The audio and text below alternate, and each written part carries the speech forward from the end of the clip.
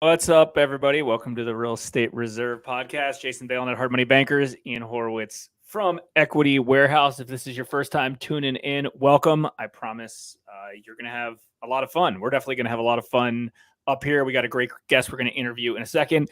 If you're a return viewer, follower on YouTube, on Twitter, on Apple, on wherever you follow us, Facebook, welcome back. We appreciate the support. Looking forward to a great show. What's going on in your neck of the woods up in Philly, Ian?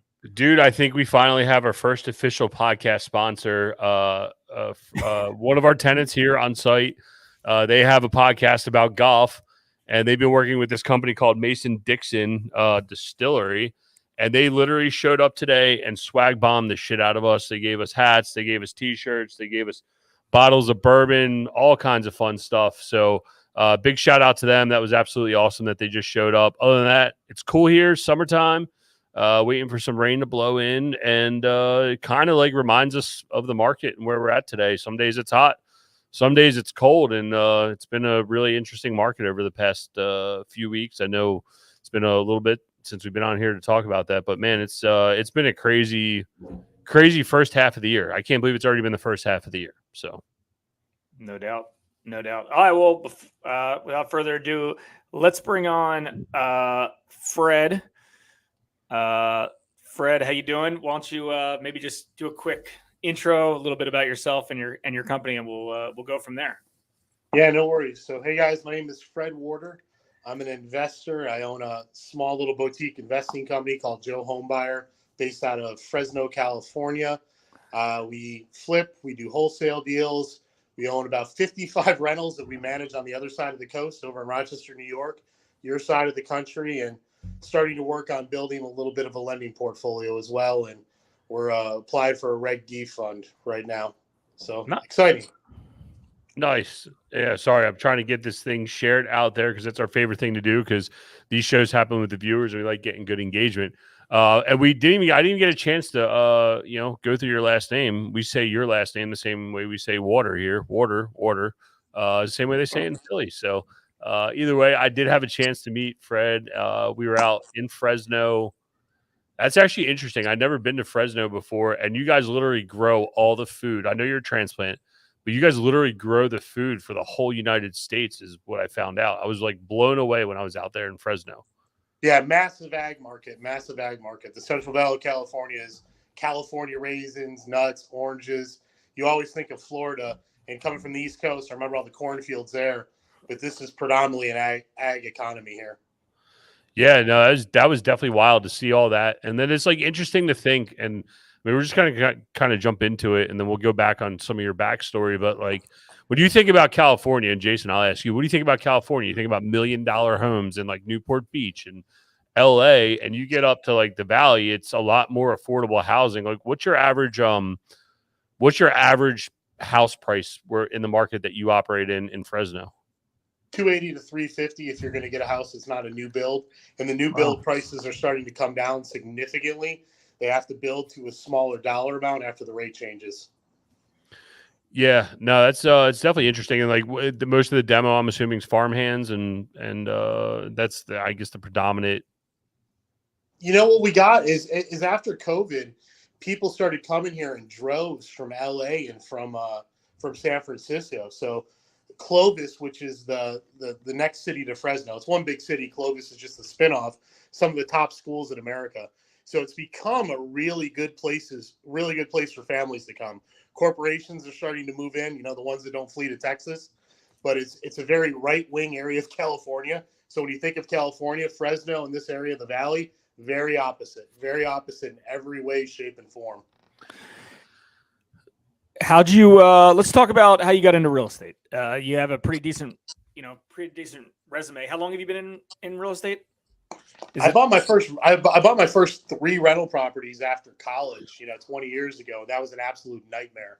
So I got out of that pretty fast. They were courthouse purchases, ran for the hills, and I got into corporate America. And I was in corporate America for the last 25 years and just got tired of it. Got absolutely fed up of being told where to go, what to do.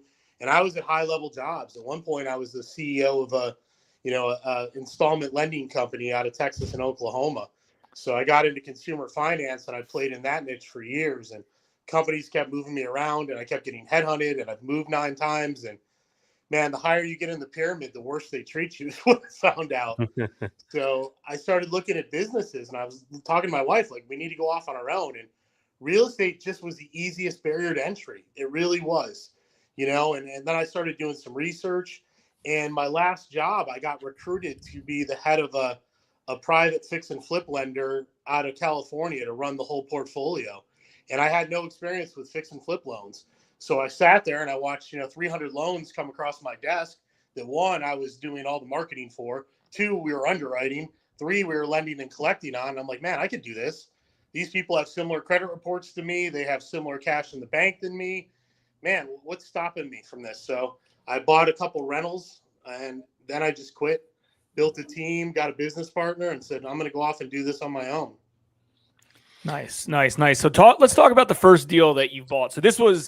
So all this growth has been the last 3 years, right? Yeah, give or take. Okay. So let's talk about the first deal that you purchased. Well, I know, you have a pretty large wholesaling company and you have those rentals. Were any of these fix and flips? Where's like the first deal you're involved in a wholesale deal? First deal I got it's actually pretty crazy. I took a real estate class. I don't know, something I paid a lot of money from somebody, I don't even remember their name. And they started talking about subject to. So even though I had a W-2, good job, good income, I started off by sending people emails on Craigslist asking if they'd hold the note on a property. I'd sit home, drink some Jamesons, and put the kids to sleep. And I just sent this stupid email to like 1,000 people. And lo and behold, this guy wrote back to me in the town I grew up in Geneva, New York, 3,500 miles away, and said, hey, man, I got a property for you. Got on the phone, and I ended up buying a duplex from him. I took over the note from a hard money lender. It was an 8% note on a gutted property that I bought for $30,000. Had to go in and redo the entire place, including lead remediation, electric. And I did my first flip per se, first wholesale deal, first subject to deal, all from being 3,500 miles away. And got the house up to about $150,000 in value, had tenants in it for 2 years, and then sold it about 6 months ago. And so the lender in place held all the paper. You didn't have $1 out of pocket. All I had to pay was closing costs. What about construction costs? Just closing costs, and it's a lawyer state. So I think I literally came out of pocket for that property, maybe $800. And then on the construction side, how much did the construction cost? 30. I put 15 on each side of the house for rehab. And then you did that out of pocket. Out of pocket. Yeah, I'm just trying to play that out to see how that, it's a very good example of a first deal. There's good and bads of having that as your first deal. Whoa, that's the thing. Yeah, very much so. Because all of a sudden But before that, I was I was going the same route as everybody else, right? I called a realtor, and my cousin bought a house in the Villages in Florida, and I was going to go out there and buy a house. And I started doing the math. I'm like, man, I'm going to make like $100. Like, why am I buying this house? Well, it'll be worth something in 20 years. But for the next 20 years, I'm going to make $100. So not worth this course that I took, it didn't prepare me for what happened. The contractors, the rehab, lead remediations, code enforcement, getting tenants in. I had to do that all myself, and I had to do it all 3,000 miles away. Luckily, it was in a town that I grew up in, and I had contacts and family members. Well, I think that's a competitive advantage that you have. I think there was 2 that you highlighted. One, sitting in that lender's seat. I mess with Jason all the time because it makes him conservative too, but he gets to see all kinds of deals, and he gets to feel people out and what they're thinking and understands it and looks at it from a different position. But having to operate that deal 3,500 miles away, I think if it was in your backyard, it would have been a lot more of a headache, a lot more of a pain in the ass versus saying, you know what, this thing's 3,500 miles away. I have to put systems in place. I have to figure out how to get this done right. I have to manage my time and skill set because also you're 3,500 miles away, but you're also 3 hours behind. You have no eyes and ears there. Like there's a lot of things that hoops that you need to jump through to get this thing right, And I jumped through every single one of them.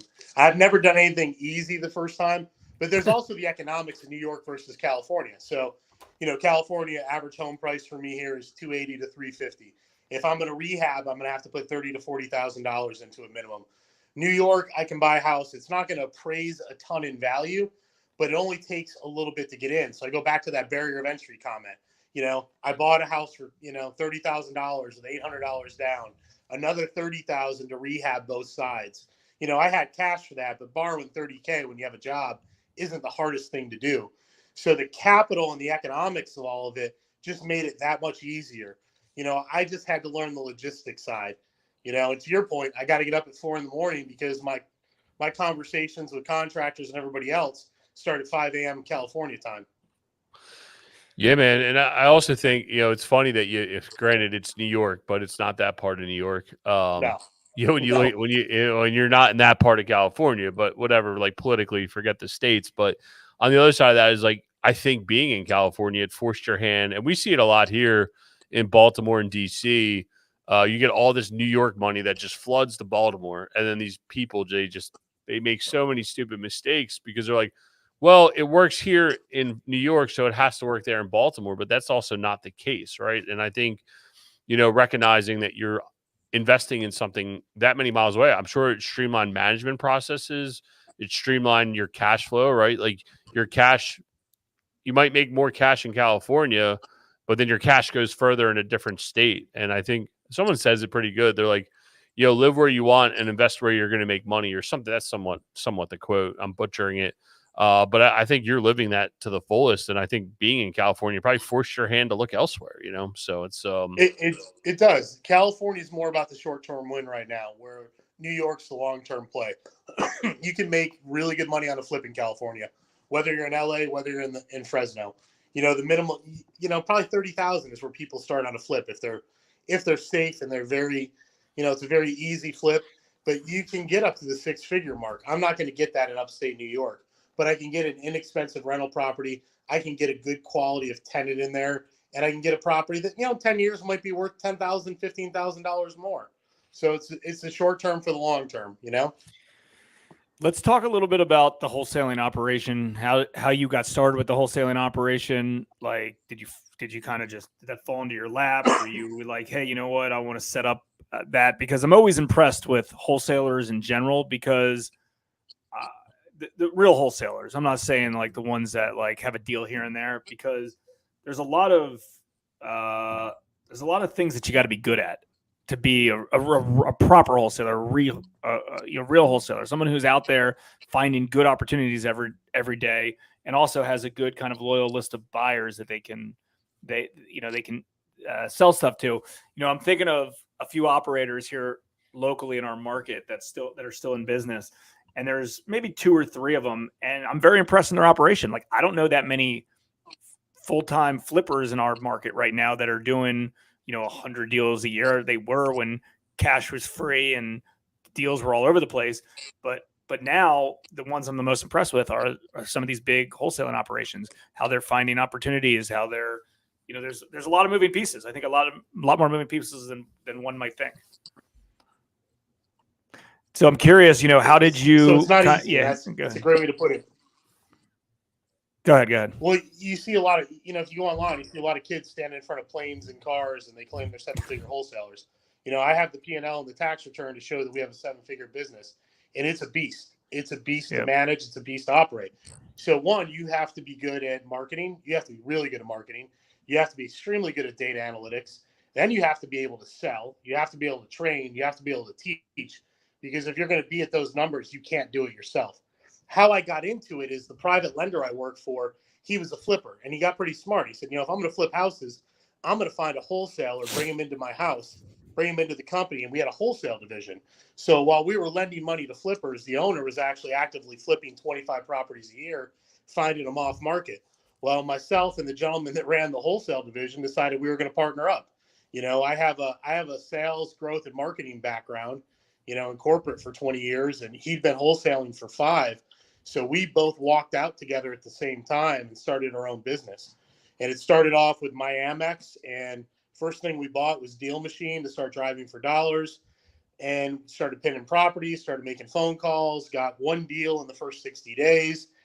And then we started exploring some different avenues on how to market, some different strategic partnerships, some different masterminds. And we started to put a lot more money into the marketing side. And that's been the big trick. It's the data that we acquire, and then how much marketing, how many different points of contact do I have per month? And then as it goes through that filter, how good's the quality of coworker that I have that's working those leads? And I'm not working deals outside of the Valley, really. Everything that we're doing is in, 2 million people basically in 3 counties. So everything's happening right here in my backyard. We're doing belly-to-belly appointments. And this is direct mail, TV advertisements. I mean, you're doing everything to get that phone ring. And then I'm assuming you have acquisition managers that are out on the streets meeting. You're doing it the right way. You're doing it what real estate investing is and will always be in the long game.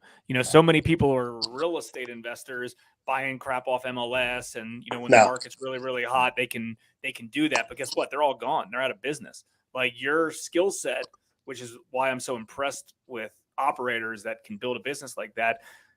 There's longevity in that. It can. It happens in good and bad markets. Yeah, we're the guys with the deals. And, I don't tell people that I'm a wholesaler by nature, because it's an aspect of what we do. What we are is we're marketers. We become experts in finding off-market properties. The machine that is running 7 days a week, it is geared towards finding off-market properties. What we do with those properties afterwards, whether we flip them, rent them, give them to a different buyer, sell them for assignment, JV them, none of that really matters to me that much. It's all about finding that property, because that's where all the power lies. You're hitting all of Jason's favorite words. You just keep saying that word, marketing, man. But I think that's something. I'll be honest. I spend $500,000 a year in marketing. That's no qualms about it. I don't feel bad saying it. I know a lot of guys say, well, I do this many deals and I only spend this much, but I spend $500,000 and it's on quality. It's on quality marketing. And my best month was 17 contracts. That was just 1 month during this mess of a time that we live in. But, I have a very high-end call center doing 100,000 calls. I'm pushing out 30 to 40,000 pieces of mail. And I'm very scientific of who we're calling, where the mail goes. I have 2 to 3 drivers running Deal Machine all the time in 5 different counties pinning properties. We signed a contract with a company where we're doing Hulu ads.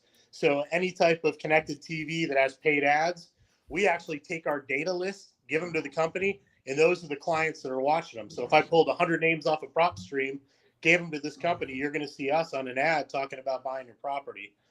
I mean, text messaging, you name it, we're doing it. And it's constant and it's consistent. And our hands are always in it. People ask me, what do you do for a living? You're a wholesaler. That must be so exciting. You know what it is? It's a lot of vendor meetings. I'm on the phone all day with vendors, and I'm looking at data all day, and I'm looking at analytics, and I'm staring at the math and the CRM, because I don't have those deals without all that recipe that happens. Well, for you to create that in 2 years and to have that insight, that obviously gives you credibility to what your background was or is, or your business acumen all through your corporate career. And I always make the joke of like, I didn't have the corporate career, I didn't have the college background, but like, I think there's a lot of learning lessons. And I was a part of a group for a long time. I used to tell the guy that ran the group, I was like, dude, get all the corporate dudes. Like one dude runs all of Zoom. Another guy does Microsoft sales. And I'm like, yo, like these guys are getting corporate training at like a different level that is applicable to what we're doing. And I think I'm interested to hear your opinion about like taking your previous work experience and applying it to this business and kind of how that's been, of like taking your past skill sets of a CEO and everything else and immediately applying it into your real estate business. It's easy. I mean, even on the hiring aspect, I don't have to take a class on how to onboard somebody. I've worked with CRMs for the better part of 15 years. I've managed P&L since I was 20 years old.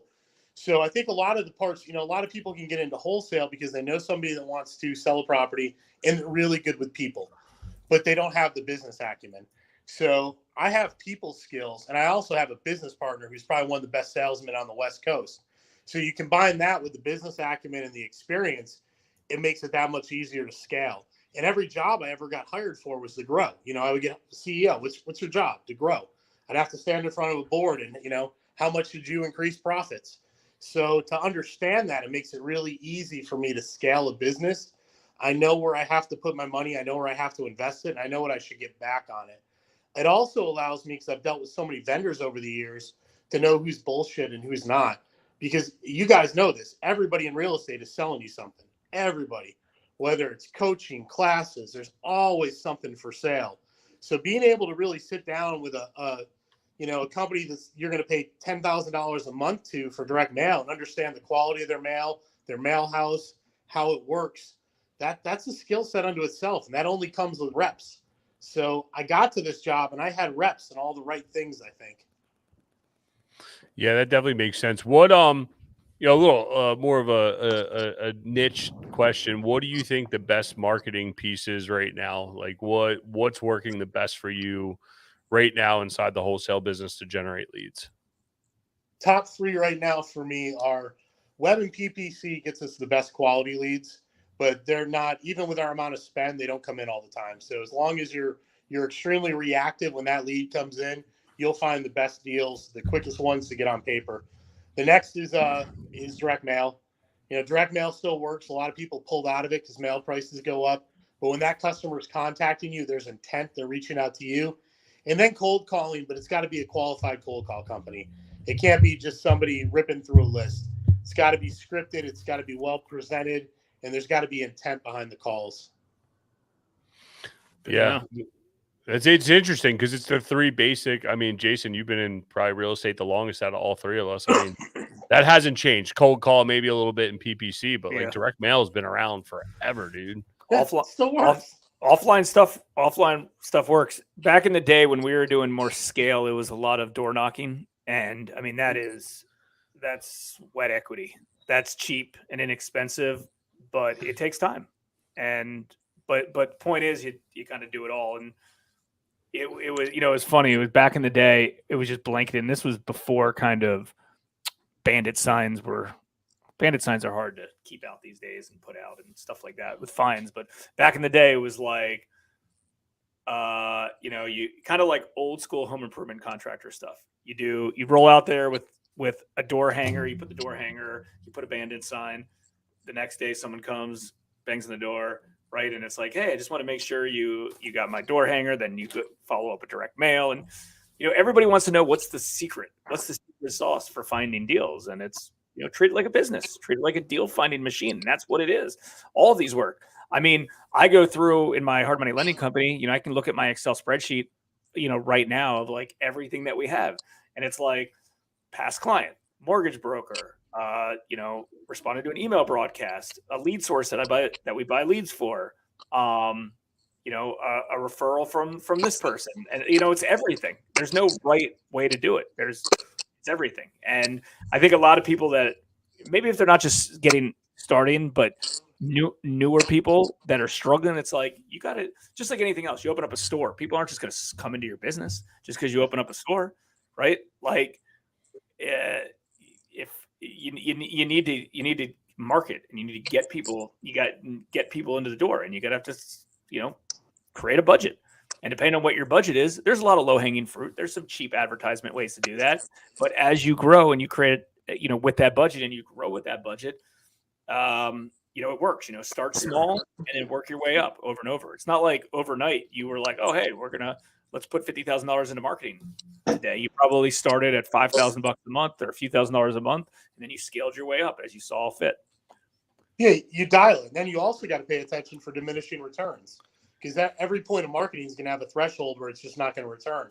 So you just got to watch that dial. The other thing you have to do is you just have to trust it. You have to be consistent, like you said. You have to do everything, and it's not all going to fire every single month. A peer of mine who's out of Utah told me last December he only had $12,000 in receivables coming in, but he spent his $60,000 in marketing. January, February were 6-figure months for him because he stayed consistent. Where we saw a lot of people in the industry just dial back. Oh man, they're raising rates. Best time to dial back. Really, no, it's not the case, because if you can thrive now and your systems are working now, imagine what it's going to be like when things start to improve, which they slowly are right now. Yeah, but here's the most important time to do marketing, because guess what? There was 10 guys above you, bidding on that same, PPC ad or something else, and now 8 of them knocked off. It gives you the opportunity to get in. Like the best deals are out there right now. The best opportunities are out there. The best buy prices for media is out there right now because there's less demand. When capital's super cheap, the barrier to entry is super easy to get in. Everybody's getting in. Everybody's chasing. That's when it's challenging. That's when it's challenging. So especially if you already have a built out infrastructure right now, go all in. Like I don't get it. I mean, I know too many people over the last few years that have just kind of like closed shop or levered down, and it's just like, what are you doing? Like this is the best opportunity to do so. And most of the markets that we operate in and Ian operate in, and they might be different than your stuff, what you see, but from what we see, the market really hasn't changed much. It's paused a little bit and it's not completely continuing to go up, but it's kind of staying stagnant, but still lots of opportunity. There's always lots of opportunity. I mean, I saw a deal that we're doing a loan on. This guy bought a property for $100,000 in Baltimore. That's, got a $300,000 ARV and needs very, very little work. And this is a real estate investor I've done a lot of deals for. People are like, well, how can you get these deals? Because he markets, because he networks, because he spends energy. He didn't just wake up today and say, hey, I want a deal. Like he's been doing the heavy lifting. The hard work we all do today doesn't pay off today. Pays off down the road. I mean, I do loans for real estate investors that have been in my email database for 10 years before I do the first loan for them. And that's not to say that doesn't scare, that shouldn't scare somebody from taking action. The point is it's like, that's where it is. Deals come from everywhere. Like I'm sure you have a dozen different places that your deals are coming from every month. Oh yeah. And sometimes even more than a dozen. That's the trick. You have to stay consistent. Good times, bad times. But you're right. A lot of people left. When you asked about direct mail, the mail house I talked to told me how many people left. They're not sending mail. Even in the area I'm in, I'm probably the top guy doing mail right now. So my phones ring. Average returns on a mailer are 0.5 usually. I can get up to 3 to 4% sometimes. And the only thing that's telling me is there's not a lot of competition right now. That's right. Yeah, it makes sense. And it's interesting because I know a few of your competitors who operate in your same market, and it's like each one of you guys all have it. You were at Stratton's event. You're not even like really competitors, you're boys, right? But everybody has like a different way to go about it. Dean Rogers, he does it more like joint venture style. Lets other people find leads. It's just interesting that there's so much room in one market, and I guess it's hard to conceptualize because like Baltimore's market, it's not that big. You guys are 2 million and probably a way smaller square mileage than we are, but it's just really interesting that there's so much room for so many people to operate and having an abundance mindset versus like, I'm the only one that can operate in this area. Oh, Dean and Stratton are operating there. F this, I'm going to go do something. Or you could easily said, I'm just not doing anything. I'm going to continue to work for this guy. Right. So yeah, I mean, that's all things for people that are trying to get started to think about is like, just because you see whoever dominating a market doesn't mean there's more room for you to jump in, because our deals that we're looking for are completely different than probably what you're willing to even take risk on day one. So there's enough business out there for everybody. And I think the one thing I'll say about this area, like the gentleman you just mentioned, all of them, there's a strong real estate community here. Nobody's really stepping on anybody's toes. There's enough business for everybody to go around. So everybody seems to be happy. There's no conflict. And the investors here all seem to work together, feed off each other, and I think we all do better because of that. There's a lot of knowledge being handed out freely in the Central Valley, and there's a lot of guys that are just at higher levels, and we don't have to go search them out because they're here. So I think that also helped us jumpstart it. We got a couple of guys in here that have been on Bigger Pockets that are doing multi-million dollars worth of business every single year, and they give open access to everybody. It hasn't been a secret. I think maybe we just listen better and follow direction a little bit better. Yeah, it's the Californian in you, have to pay all them taxes. You got to do a little bit more out there, listen to the government. No, I'm just messing around. But that's definitely, I mean, old school tactics, dude. Going to a local real estate meetup, going on Bigger Pockets, doing all those different things. Like everybody's like YouTube, guy with the private jet, guy with the Ferrari. I need to have that. And it's like, yeah, that's cool and all, but like, building a cash flow business, building a real machine, building something real. I mean, your business presumably can withstand be a lot more tolerable than other people who are like just doing one-off deals and never create the structure to build the business to actually have an operation that can withstand a little bit of turmoil. And I think there's going to be a little bit of turmoil between now and the election cycle of 24 and probably a little bit beyond that. There's going to be turmoil. Good news is, I guess the Fed said no rate raises past go around. So I guess that's one good thing. But I mean, two more they're saying before the year's out. 2 more. They're going to pause for a little bit, but they're anticipating 2. I think it'll happen. I don't know. I was at a private wealth event for Key Bank. A buddy of ours runs the operation there. He's high up over there, so he invited me to this event, and they brought in their economist, and he was sitting there telling us that he thinks no raises between now and the end of the year was their gut feeling. And I was like, "That's I'll take it." Yeah, I think we all would. Yeah, maybe sometimes that's good, sometimes that's bad. I mean, that's the beauty of being, creative real estate investors is sometimes, maybe it hurts for flippers, but it's great for rental property owners, or maybe, your rental property rates aren't great anymore. So you have to find a subject to or some sort of alternative investment. That's the beauty of people that can pivot and do alternative stuff.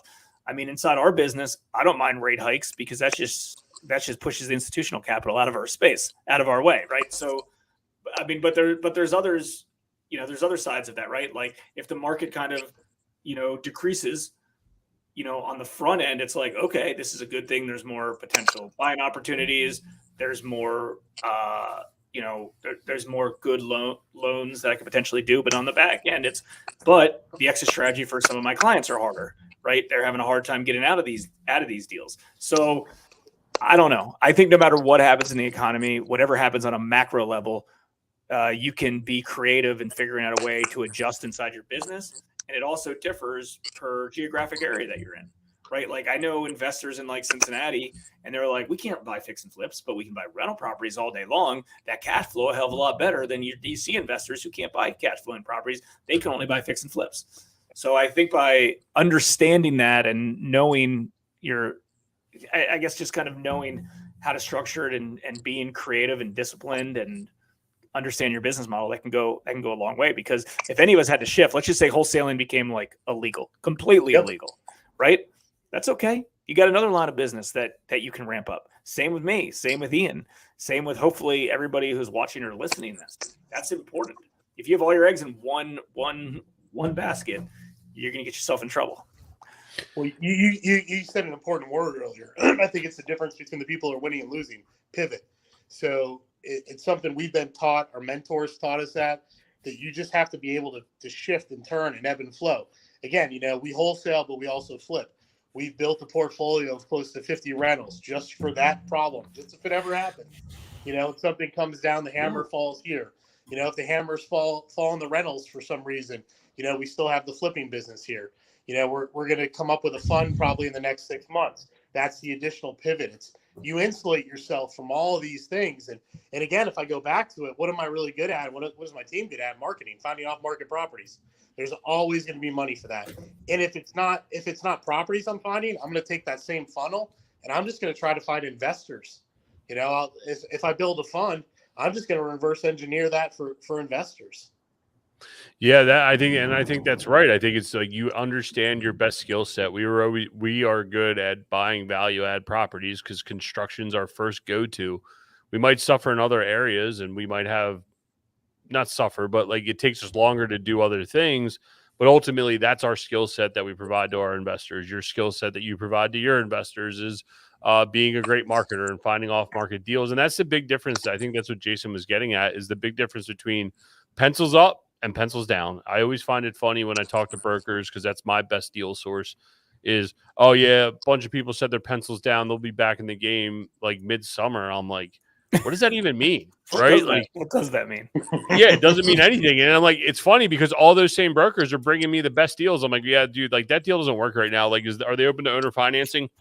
Just get me an offer on paper and I'll send it in. And I'm like, goddamn, dude. I mean, we're talking about, multi-million-dollar properties here. We're not talking about, like some small house. We're talking about millions and millions of dollars of commercial real estate that people are just trying to get off their books right now.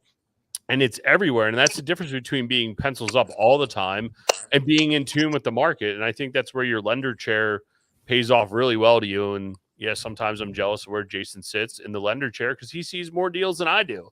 I only see the deals that I want to buy, right? You as a wholesaler, you see way more deals than I do too, because you see every deal and you're making offers on every deal. And I think that's a competitive advantage that people need to understand and be a tool in the toolbox. Yeah, it's a good point. It's a great point. Yeah, no, a huge competitive advantage on all sides. And like you're not out of the game because the market changes. You might adjust your buying or lending criteria, but you're not out of the game. Like, oh yeah, there's no good deals to buy. It's like bull crap. There's not no good deals to buy. They might look a little bit different than they did yesterday, but there's still good deals to buy, and there's still opportunity out there. I mean, how do you just say, oh yeah, I'm on the sidelines for 6 months? So your whole like that. What does that even mean? Yeah. I don't even understand what that concept means. It's like, yeah, we're just going to close the doors to to our ice cream store for the and then we'll open back up at a later date. We'll go find new vendors. We'll create a new marketing plan. It's like, whatever. That doesn't make sense to me. Well, Fred hit it. It's like, dude, how do you build a team? How do you build processes? How do you build anything? Like, it's a big difference having all these team members are like, all right, we know what the common goal is. Fred is the CEO. He's sitting here. I don't know if you guys have heard it, but I'm listening to it. As the CEO, I'm looking for the next best place to apply our skill sets. And while right now it's still in our number one asset class of wholesaling and rental properties, if that changes, I have my eyes to be able to go and move myself, not shut down my doors, not put all these people out of work, right? Like, if you truly believe in this country, like, you're providing jobs, you're giving back to people, you're building a business. And if it changes, you could take that same call center and go sell roofing jobs, and you could take your contractors and go do roofing jobs, right? And I think that's right. The value in it. And I was real quick, I was at an event this past week, and the guy was like, talking about quitting his W-2, and we were bullshitting back and forth. I said, you know what the big difference is, man? I said, I think when you've mastered it or you're ready to do it is you recognize when you quit your job that you have this skill set, and if it turns off tomorrow, you still know how to go make money. And I think that's when you start to become the master level of like, all right, I'm ready for the next thing, and be able to grow and build a team as Fred's done in a super short period of time. Well, you got to know your niche. You got to know what makes you successful. And a lot of people don't do that. When you're sheltered at a big company and you're, middle management, 'cause a lot of people want to leave their W-2 are usually middle management, right? They're tired of their boss. You really never know what you're good at because there's so much around you. There's so much fluff. There's a guy that does this and a guy that does that. You're a cog in the machine. Then you get to the upper levels in business, and usually the money's too good. The golden handcuffs, you don't want to let go of those. So it's a lot of people never really understand what is my actual trade craft. 200 years ago, your grandfather knew he was a cobbler or a knife sharpener or whatever it was. We forgot what our trades are, but we all have it. We all have something we're good at. Yep. Yeah, that's 100% true. And I think when people recognize that, that's when they can really start to grow their business and take their business to the next level. And many people get really good at being the point man and not recognizing once you become the point man, surrounding yourself with the right people to spread the same message to allow you to continue to grow. And whatever growth is optimizing what you have, buying more properties, hiring more people, whatever that may be. Once you recognize you're a great leader and you can understand that, then you can surround yourself with the right people. So yeah, man, that's those are all great points. I know you, Jason, I messed up. I was supposed to invite Dan on because Fred's also a power lifter. That's how we bonded when we were out at the out at Stratton's event. We were talking about powerlifting, and I was like, "Yeah, my business partner's all into it." Text Dan. Yeah, Dan, get on. Come on, show us your muscles. But I mean, stuff like that. Like, what do you do to obviously you build a big business in a really quick. I guess for frame of reference, how many employees you guys have, or how many people are in your team that you're directly responsible for? 12. So you built a really big business in 2 years. Like, what's your releases, man? Like, how do you mentally get how do you get mental clarity on a daily or a weekly or monthly basis? A couple ways. That's a great question. One, I have 3 little kids. I'm pushing 50, and my oldest kid is four right now. So Jesus Christ, one day a week at the Fresno Zoo. That's some good medicine. But I've studied martial arts and boxing since I was a kid. So I'm boxing probably 4 days a week, 5 in the morning, I get up and go. And then I got back into grappling a couple months ago. So 2 nights a week at that. So I just try to keep my body in shape. Mentally, a lot of it is I'm in a mastermind that has nothing to do with real estate. It's just entrepreneurs. So once a week for 2 hours, I'm just talking business. It's not about real estate. That seems to be a pretty good help. But it's staying physically active, having a healthy family life. To your guys' both point, the guys that say pencils down, what does that home life look like? Who are you taking care of? Do you have kids at home? Do you have a mortgage? There's a reason why I'm doing this. I love to work and I'm a type A, and there really isn't work-life balance, but when I'm home, so there's purpose to what I'm doing. And I think there's purpose with both of you gentlemen as well. That's why pencils are never down. Yeah, I definitely like that. And Jason and I, so the way Fred, you don't know, but the way this podcast started was during COVID. And when we expanded it, we said, well, let's just talk about what we talk about on the phone every day. And a common thing that we've been talking about recently, and it's come up on the past few podcasts, is like, dude, just because you have success today, like that success is getting eaten up by inflation, right? Like you made $1 million. You could have easily said, damn, I got $1 million. I'm just going to invest that, live off $100,000 a year, and I'm done. Right.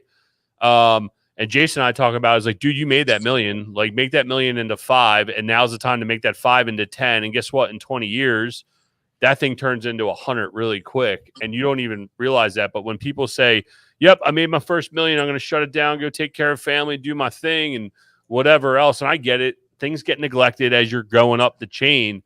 But in the same sense, dude, you made that $1 million. Go make that $1 million into 5. Leave the real legacy. Take the time and effort to truly change the trajectory of your family tree. And I think too many people go from boom, I'm going to build a business to boom, it's all lifestyle. And then they lose their mojo, man. So I'm glad you brought that point up. No, I'm a simple guy, man. I drive a Subaru. I live in a nice neighborhood. I live in a place where my family's safe. My kids can walk. My wife takes them places. And, my biggest driver is my wife wants to be home with the kids. So I'll put in whatever day I have to ensure that's happening and that dynamic's there. And the rental properties, that's the quintessential generational wealth, right? That's the point. I've never had, my friends joke, I have no emotion with the rental properties. I don't get attached to them because I know it's going to be my son someday. Like, Ian, you being a fireman, I went to a military school. 80% of my friends went in the military. 20% went into either fire or police. And I'm thinking about my kid. Like, I would love for him to be a fireman. I'd love being able to pick that job that, he's got some heart for if he finds that. But I also want him to have a high quality of life. So, you know what? Kid, you can do whatever you want because you just inherited 8 rental properties that are cash flowing because dad paid them off, put new roofs on them, and worked his ass off. So go pick whatever career path you want in life. Yeah, I love that. I've heard that actually there's 3 people I know that have that exact same setup. Like that's what they're striving to do. And one person I know actually is living that because her family has a gigantic building and you wouldn't know that she had $1. And she's very artsy and very creative and does what she wants. And she doesn't do it knowing she's got that backstop, but they kind of coexist. It's like, hey, I'm not using this cash flow from this big building to buy nice materialistic things. That's not what they do, but they go on nice vacations. They go on big family things.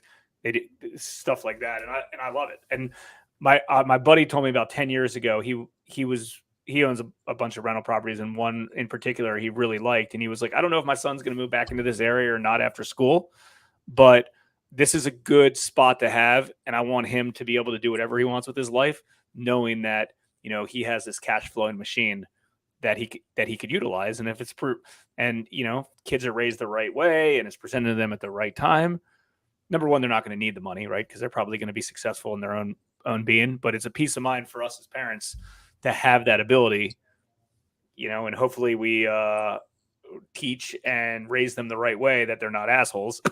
Yep.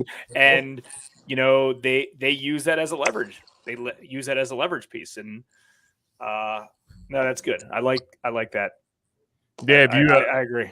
If you never thought about this, go talk to a trust attorney or go start to set your will up. And then you really start thinking about this. You literally took the words out of my mouth from my conversation yesterday with our trust attorney, and we've been working through some of that. And the common theme is, I think you said, you're not providing a hammock, but you are providing a safety net. And I was like, you know what, man, I really like that saying, because it's providing from the grave. It's not supported. It's not like you're not saying, hey, here's all this money. It's like you're helping provide, or you let them enjoy and fully explore what they want to explore. So I think it's a really good way to cap off this conversation. Warren Buffett had a good quote, the way that he, and I'll butcher it if I try to repeat it, but he had a good one related to how much they were getting, because they weren't really inheriting all that much money. Most of it was going to, charity. But I think it was something like, in essence, it was like they're going to have enough that, they'll be satisfied, but not too much that they can, be assholes or something like that. I'm not sure. Cool. One quick question before we wrap up to our final question that we ask all our guests. Do you guys have any plans to expand into multifamily or commercial buildings or self-storage? Or you guys, kind of have a good thing going with the operation you have? No, we plan on multifamily. Commercial, we don't know enough about. We'd have to find some contacts. I think maybe a guy that's sitting on a couch over there.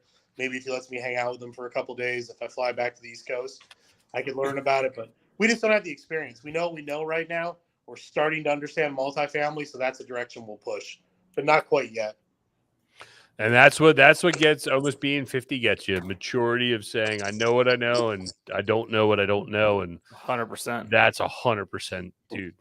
It's really mature of you to say that, because I know me. I'm like, oh, yeah, man, give it to me all. And then you learn the hard way. But that's really good. Stay in your wheelhouse and slowly but surely learn the next thing. So,